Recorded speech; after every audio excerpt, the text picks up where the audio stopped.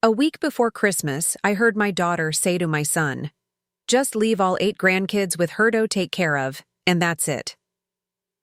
On December 24th, she called, "Mom, where are you?" I said, "I decided to change the plans. Don't wait for me, nor the gifts, nor the dinner I paid for." Christmas had always been my favorite time of year. The smell of cinnamon, the sparkle of the tree lights, the laughter of my grandkids filling the house. Those were the moments I lived for. But that year, everything changed, because that was the Christmas when I learned what my daughter really thought of me. It was a week before Christmas. I was in the kitchen, baking gingerbread cookies, when I overheard my daughter's voice coming from the living room. She was talking to my son, her tone casual, almost careless. "Just leave all 8 grandkids with her to take care of, and that's it," she said. My heart sank. At first, I thought I must have misheard, but then my son laughed, actually laughed, and said, "Yeah, Mom will handle it." She always does. I stood there, my hands covered in flour. Frozen. They weren't asking me. They were assigning me, no invitation. No offer to help, not even a thank you. Just a decision made behind my back, as if I were their babysitter and not their mother. For years, I'd been the one holding the family together. Whenever they fought, I was the peacemaker. Whenever they needed help, I was the one who showed up, with money, food, or a shoulder to cry on. But lately, I'd begun to feel invisible. Every favor became an expectation. Every act of love turned into an obligation. And now this. 8 kids, 2 full days, while they enjoyed Christmas Eve somewhere else. It wasn't the children's fault. I loved them more than anything. But it was the disrespect that broke me. I cleaned up the kitchen quietly, trying to push the pain aside. That night, I couldn't sleep. Their words echoed in my mind again and again. Just leave all 8 grandkids with her. Not ask, not see if she's okay with it. Just leave them. By morning, my hurt had hardened into resolve. Maybe for the first time in my life, I realized that being kind didn't mean being a doormat. If my children saw me as someone who would always bend, maybe it was time to show them what happens when I stand straight. Over the next few days, I pretended nothing was wrong. I helped decorate their tree, wrapped their gifts, and smiled as they made plans. Plans that didn't include me beyond free childcare. My daughter called every night, confirming the drop-off time. I played along, calm and sweet as if nothing was amiss, but inside, I was making plans of my own. Quiet plans. Plans that would remind them that I was not their servant. I was their mother. When December 24th arrived, my house was spotless, my tree shining brighter than ever, and my suitcase packed. I poured myself a cup of tea, sat on the sofa, and took one last look at the family photos on the mantel. I smiled, not sadly, but knowingly. Then my phone rang. It was my daughter. "Mom, we're on our way to drop the kids off. Are you ready?" I looked at the clock. 4:15 p.m. I took a slow sip of tea before answering. "No, dear," I said softly. "Actually, I've decided to change the plans." There was a pause on the line. "What do you mean, change the plans?" she asked, her voice already sharp. I could almost see her frown. I smiled, looking out the window at the snow beginning to fall. "I mean, don't wait for me, nor the gifts, nor the dinner I paid for," I said gently. Then I ended the call. I picked up my bags, walked out the door, and stepped into the quiet winter evening. For the first time in years, I felt light, free. It was time for my family to learn what Christmas truly meant. And it wasn't taking advantage of the one person who'd given them everything. Because this Christmas, I wasn't the one being left behind. I was the one leaving. When I hung up that call, I could almost hear the silence echo through the phone. The silence of disbelief, of shock, of a plan falling apart. I walked out into the cold evening air, the snow gently dusting my coat. For the first time in many years, I wasn't rushing for someone else's needs. No forgotten gift list, no frantic baking, no babysitting schedule. Just peace. Quiet, clean, beautiful peace. I got into the cab that was waiting outside. Train station. Please, I told the driver. He smiled through the rearview mirror. Heading somewhere for the holidays? I smiled back. Yes, I said. For myself. As the car rolled through the quiet town, Christmas lights twinkled on every house. Behind each glowing window were families laughing, cooking, wrapping gifts together. And yet, I didn't feel lonely. For the first time, I didn't feel like I was missing out, because this year, I wasn't giving myself away. I arrived at the train station, bought a ticket to a small mountain village a few hours away, a place I'd once dreamed of visiting but never could, because someone always needed me. As I sat on the train, the rhythmic hum of the tracks soothed me. Snowflakes brushed against the window, melting instantly. I took a deep breath and whispered to myself, "Merry Christmas, Margaret. You earned this." Meanwhile, back at home, my daughter was in chaos. She called me 5 times in a row, then my son, then even my neighbor, but I didn't answer. I had set my phone to silent and placed it face down on the train table. I could almost picture her face, the disbelief, the frustration, because for once, Mom wasn't there to fix it. At 6 p.m., my daughter's husband tried calling too. His message came through later. "Where are you?" "The kids are all here and we're supposed to go to dinner in an hour." I smiled softly when I read it later that night in my hotel room. Dinner. That I had paid for, babysitting, that I had been assigned to. And yet, no one had even thought to ask me if I wanted to be part of it. By now, they were realizing something I had known for a long time, that taking someone for granted always comes with a cost. And this time, they were paying it.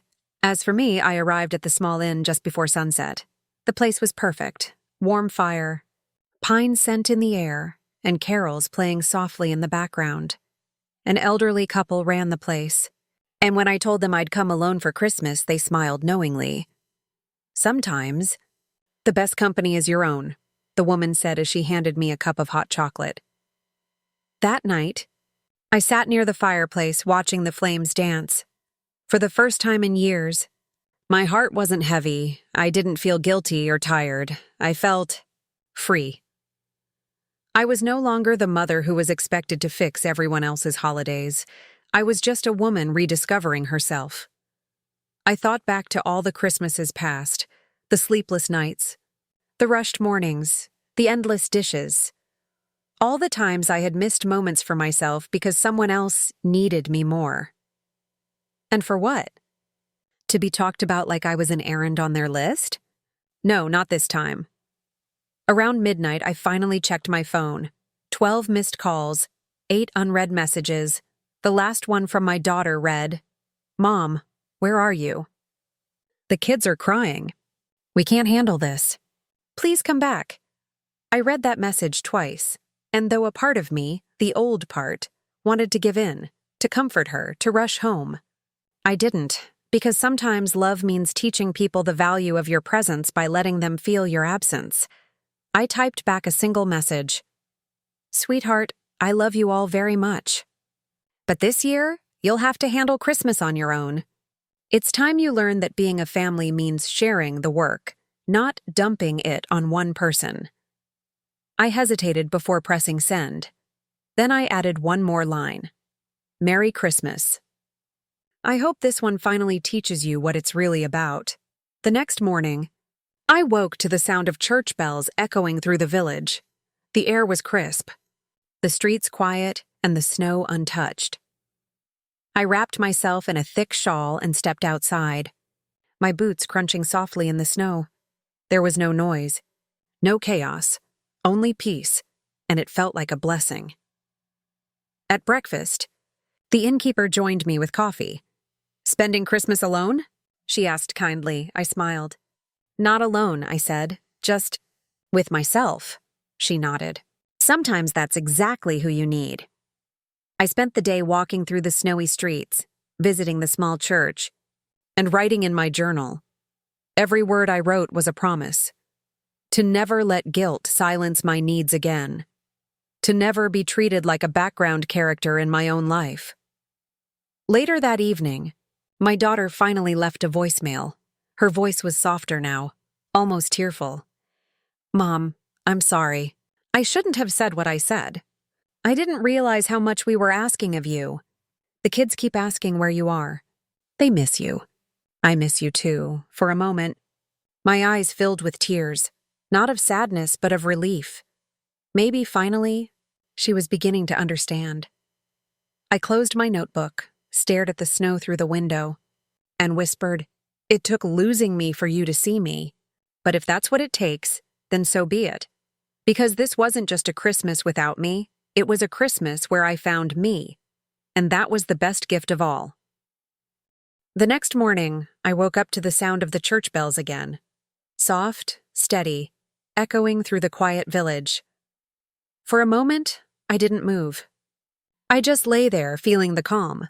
No one calling my name. No one needing breakfast. No one asking for anything. Just peace. I turned on my phone to check the time and saw another message. This one was a voice note from my daughter. I hesitated before playing it. Her voice came through shaky, tired, and full of something I hadn't heard from her in years. Guilt. "Mom," she began softly, "I don't know what to say. The kids are running around, the house is a mess, and I'm overwhelmed. I thought I could handle it. But now I understand what you've been doing all these years. I didn't realize how much we've taken from you." I could hear the sound of a baby crying in the background, and my daughter's voice cracked as she continued. "You were right. We should have asked, not assumed. You've done everything for us. And I'm sorry, Mom. I'm really, really sorry." I put the phone down and stared out the window. The snow was falling gently over the pine trees outside, the world quiet and white. Her words hung in the air, part apology, part realization. And though my heart softened, a part of me still ached, because love isn't just about saying sorry. It's about changing after you say it. I spent the morning walking through the village, my thoughts tangled between forgiveness and self-respect. At a small bakery, I bought a cinnamon roll and tea, sitting by the window as I watched families walk by, holding hands, laughing, carrying gifts. They looked like scenes from a life I'd once lived, or maybe once imagined. An older man at the next table smiled at me. "Spending Christmas alone?" he asked kindly. I smiled back. "Not alone, just taking a break from being everyone else's miracle." He chuckled. "Ah, a woman who finally said no. That's a Christmas miracle in itself." I laughed softly. He was right. Later that day, I decided to call my daughter back. When she answered, I could hear the exhaustion in her voice. "Mom?" she said, almost like a question. "Hi, sweetheart," I said gently.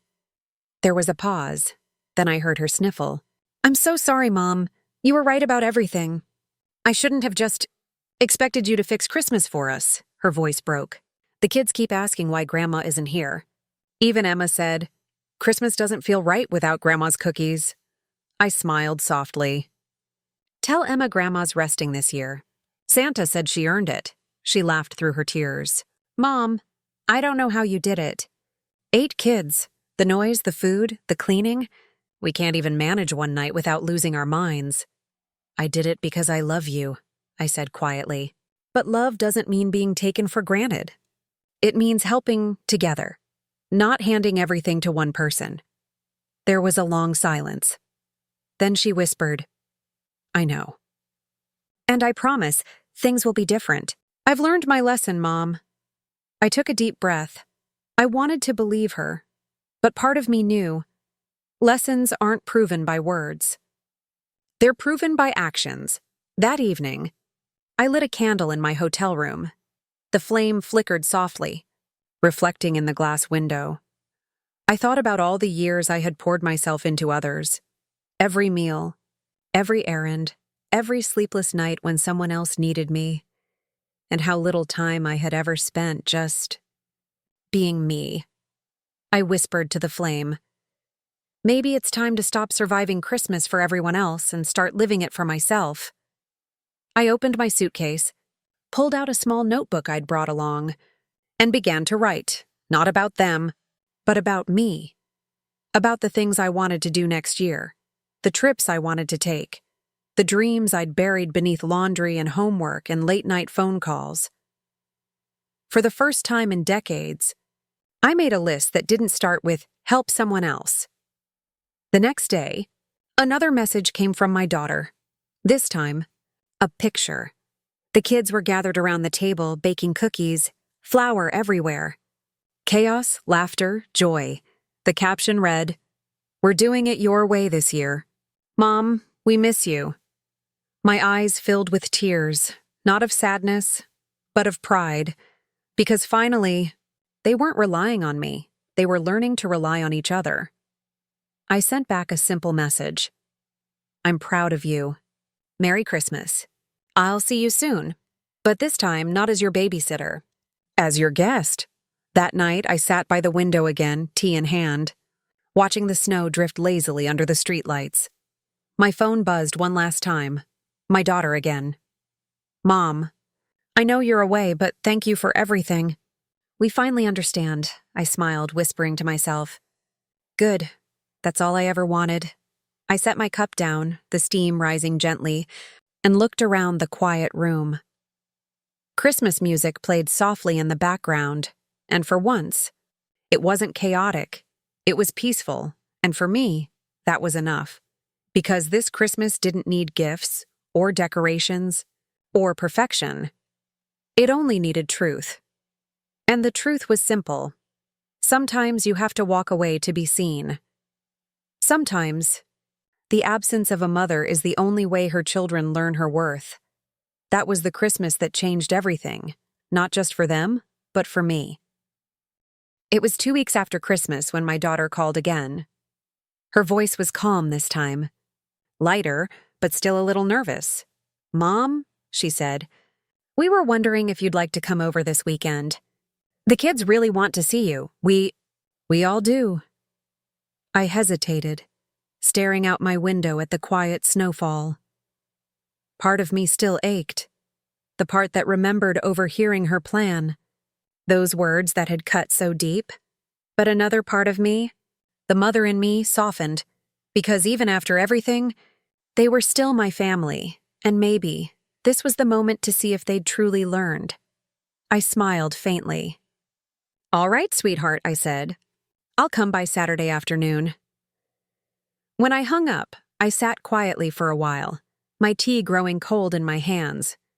Was I ready to go back? Would they really treat me differently? Or would it all fall back to the same old pattern? I didn't know. But this time, I wasn't going back as the woman who said yes to everything. I was going back as the woman who had finally learned to say no. Saturday came with soft sunlight melting the snow. I dressed warmly. A long gray coat, my favorite scarf, and a little perfume I hadn't worn in years. I looked in the mirror before leaving and saw something new in my reflection. Confidence, not pride. Not anger, just quiet confidence. When I arrived at my daughter's house, the front door swung open before I could even knock. 8 little voices screamed, "Grandma!" And suddenly I was surrounded. Hugs, laughter, tiny hands tugging at my coat. I couldn't help but laugh through my tears. No matter what had happened, love like that could never fade. My daughter stood behind them, her eyes red but smiling. "Hi, Mom," she said softly. "Hi, dear," I replied. Stepping inside, the house looked different. Not perfect, not spotless, but lived in. The scent of cinnamon and cookies filled the air, and the tree was still up, though slightly crooked. It was beautiful in its own messy way. We sat in the kitchen while the kids played in the next room. On the table was a spread of simple food. Sandwiches, fruit, tea, no fancy catering, no overdone dinner, just home. "I wanted to tell you something," my daughter began, her hands fidgeting nervously. "We tried to do Christmas without you. We thought we could handle it, but it was hard," the kids cried. "We argued. The food burned. She laughed softly, embarrassed. But somehow, by the end of it, we actually talked, really talked, as a family. And it made me realize how much we've leaned on you instead of learning from you. I watched her eyes as she spoke. There was sincerity there, the kind that doesn't come from guilt but from growth. She took a deep breath and continued, "Mom, you've spent your whole life taking care of us. It's time we start taking care of you." For a moment, I couldn't speak. All the years of exhaustion, of feeling invisible, of being taken for granted, they all swelled in my chest, and then I smiled, tears pricking at my eyes. "That's all I ever wanted," I said softly. "Not repayment, just respect." The afternoon drifted by in laughter and stories. The kids showed me their Christmas drawings. One of them had drawn me as Super Grandma with a cape. Another had written, "Grandma saved Christmas by resting." I chuckled at that one, out of the mouths of babes, as they say. Later, my son arrived too. He looked a bit sheepish but hugged me tight. "Mom, I owe you an apology," he said quietly, "for laughing that day. I didn't realize how wrong it was. You've done more for us than we ever deserved." I squeezed his hand. "You don't owe me anything. Just do better moving forward." He nodded. "I will. We all will." That evening, as the kids watched a movie in the living room, my daughter and I washed dishes together, something we hadn't done in years. It felt normal, peaceful. At one point, she said, "Mom, do you know what the kids said on Christmas morning?" I smiled. "What's that?" They said, "Grandma finally took a vacation. Santa must have told her she deserved one." We both laughed until we cried. When the dishes were done, my daughter handed me a small envelope. Inside was a printed receipt for a weekend getaway at the same mountain inn I'd stayed at over Christmas. "I called the place," she said. "The lady remembered you. She said you looked happy there. I booked it for you again and for spring.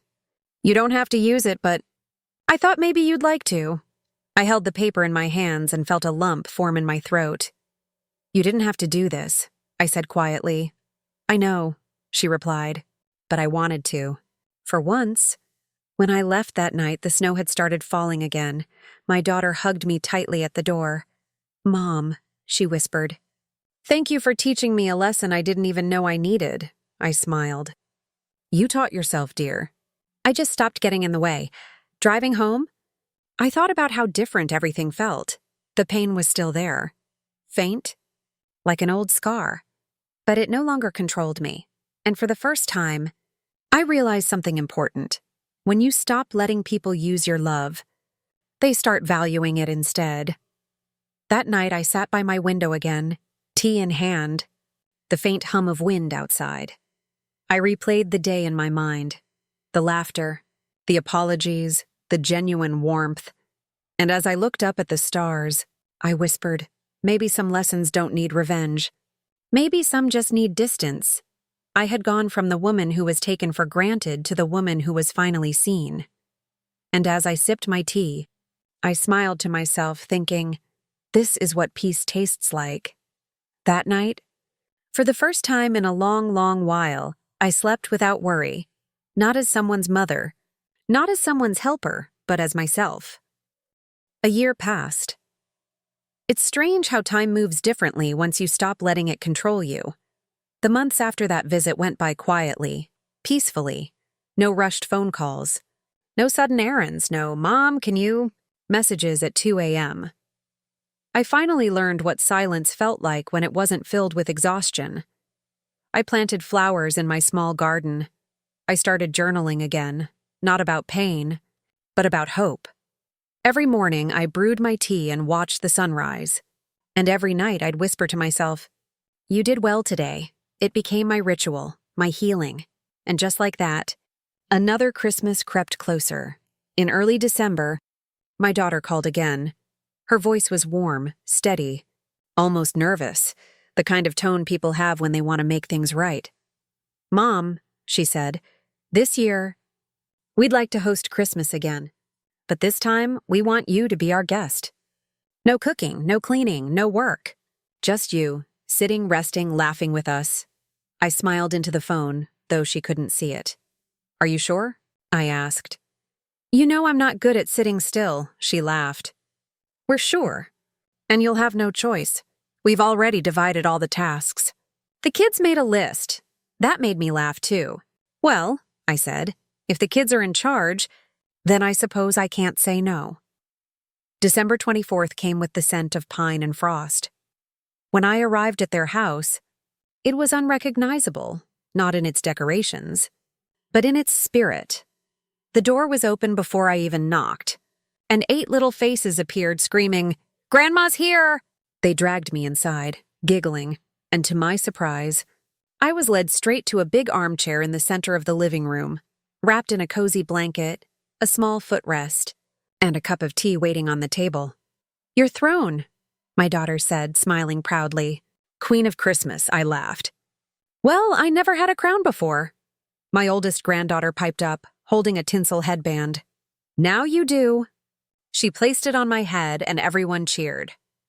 For the first time, I wasn't standing in the kitchen. I was sitting in the center, surrounded by love. They had outdone themselves.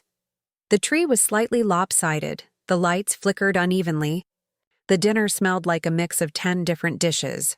But it was perfect, because this time, it wasn't just mine to make, it was ours. As we ate, my daughter raised a glass. "To Mom," she said, her voice trembling slightly. "For all the Christmases you made magical when we didn't deserve it. For all the sacrifices we never thanked you for. And for teaching us the difference between love and convenience." Everyone clinked their glasses, and my eyes filled with tears. I tried to speak, but my throat caught, so I just smiled, whispered, "Thank you," and sipped my tea. After dinner, the kids pulled me toward the tree. "Grandma, open this one first," they shouted, handing me a big red box. I tore the paper slowly. Inside was a photo album. Each page was filled with pictures of me with the family over the years. Christmas mornings, birthdays, picnics, messy kitchens, sleepy smiles, and on the last page, written in the kids' handwriting, it said, "To Grandma, the woman who gave us everything, and finally took something back for herself." Tears rolled down my cheeks. I looked at my daughter, who was already crying. She whispered, "You taught us love isn't endless if we don't give it back." I hugged her tightly. In that moment, all the pain of the past melted away. Every ignored favor, every sleepless night, every moment I felt invisible. It didn't vanish because they repaid me. It vanished because I finally felt seen. Later that night, as the kids played near the fireplace, my daughter sat beside me. "You know," she said softly, "after you left last year, we realized something. The house didn't feel warm without you. Not because you weren't here, but because we didn't know how to make warmth ourselves. We depended on you to be the fire, and that wasn't fair." I smiled, reaching for her hand. "You learned, though," she nodded. "Yes, and you taught us, not by shouting, not by punishing, but by walking away." That line stayed with me, by walking away. How simple. How powerful. Sometimes silence teaches louder than any words. As the night grew colder, snow began to fall outside. The kids ran to the window, shouting, "It's snowing, Grandma!" I smiled, watching the flakes dance in the light. "Looks like the world's wrapping itself in peace," I whispered. My daughter leaned her head on my shoulder. "Promise me something," she said. "What's that? Next time you need space? Don't wait until you're breaking. Just tell us. We'll listen." I looked at her, really looked at her. The tiredness in her eyes had been replaced by strength. My little girl wasn't so little anymore, and I knew she meant it. "I promise," I said softly. Before bedtime, the youngest of the kids brought me a small box wrapped in silver paper. Inside was a handmade ornament, a tiny wooden teacup painted gold, with the words "Grandma's Peace" carved on it, he whispered. "So every Christmas we remember your tea time." I hugged him tight, my heart full to the brim. Who would have thought that a year ago I was packing my bags to escape this chaos, and now that same chaos had become the most beautiful noise in the world. When everyone went to bed, I stayed up for a while, sitting by the fireplace. The crackling of the logs was the only sound.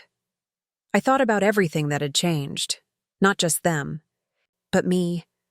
I had stopped begging for appreciation. I had started expecting it. And the world had shifted in my favor because of it. I realized something then, a truth I wished I'd known sooner. When you finally set boundaries, the right people will rise to meet them, the wrong ones will fall away, and that's not cruelty. That's balance. The next morning, I woke up to laughter. The smell of pancakes filled the air. My daughter was cooking, and the kids were setting the table. "Grandma, no helping," they shouted when I tried to stand up. "You're the guest." I laughed so hard I nearly cried. I sat back, sipping my tea, watching them move around. My family. Grown, capable, grateful. And for once, I didn't feel like the backbone holding everything together.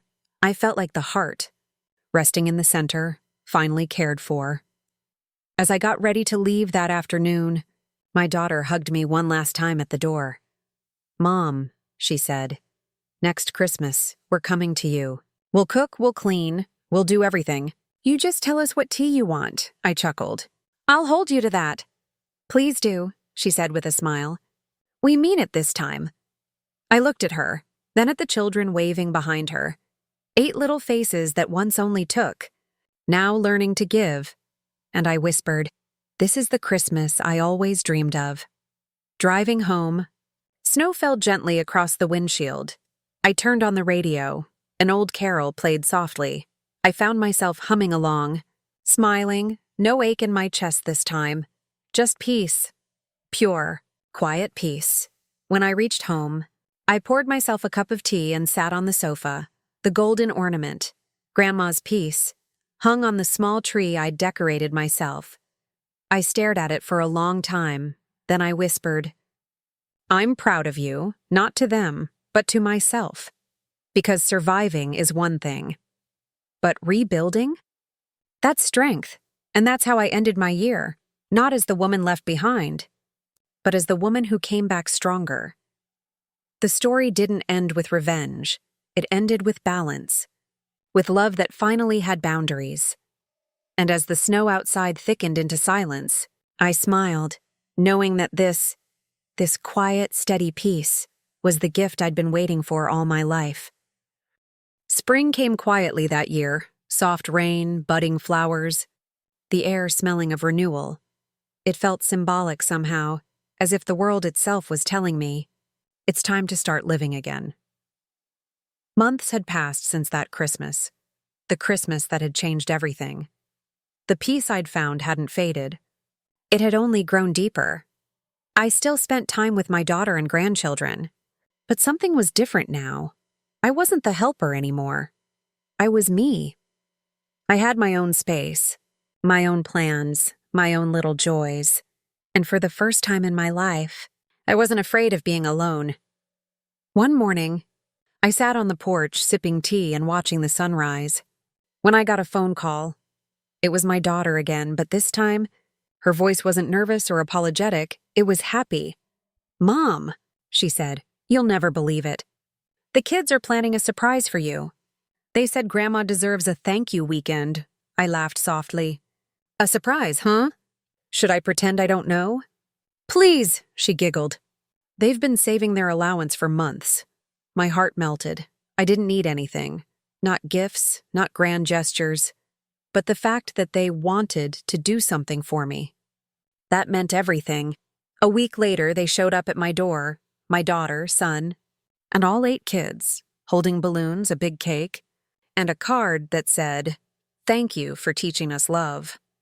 They decorated my living room with ribbons and pictures of us together.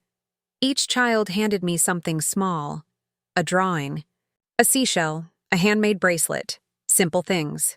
But each one came with a story, a piece of love. My youngest granddaughter climbed onto my lap. "Grandma," she whispered, "Mom says you're the strongest woman in the world. Is that true? I smiled. No, sweetheart. I just learned how to stop being tired.